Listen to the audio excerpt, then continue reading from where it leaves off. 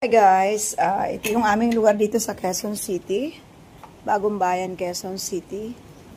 Ito po yung panahon ngayon dito sa amin. Medyo maulan na rin pero wala pa namang hangin. Simula na gumising kami, ganito yung kalagayan namin dito. Medyo maulan at yun, makulimlim talaga, madilim talaga ang langit guys. Kaya ingat po kayo, ingat po kayo. Ang Pasig River namin ay ganyan pa rin. Wala pa namang pagbabago.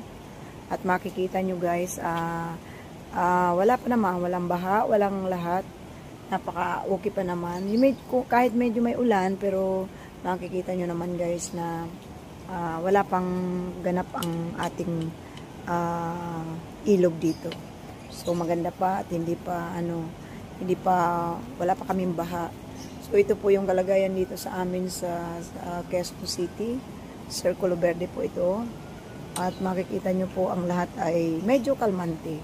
So sana wag nang dumaan at saka sa mga dadaanan ng bagyo na to ay mag-ingat po kayo at magi po kayong mapagmatsyag at i-safety nyo po yung sarili ninyo kasi napakalakas po ng bagyo na to. Isipin nyo yung bagyo na to is halos buong Pilipinas ay apektado. Dito po sa Maynila, dito po sa amin sa NCR, National Capital Region ay signal number 3 po kami hanggang Cavite, no? Sa amin sa Bicol, signal number 4. Ingat-ingat po kayo dyan, lalo na sa Bicol dahil nag-uumpisa na po, lalong-lalo na sa mga kamag-anak ko sa Catanduanes, Calabanga, Camarines Sur. Mag-ingat po kayo dyan, ha? Mag-ingat po kayo, doble ingat po tayo dito sa nararanasan nating sama ng panahon.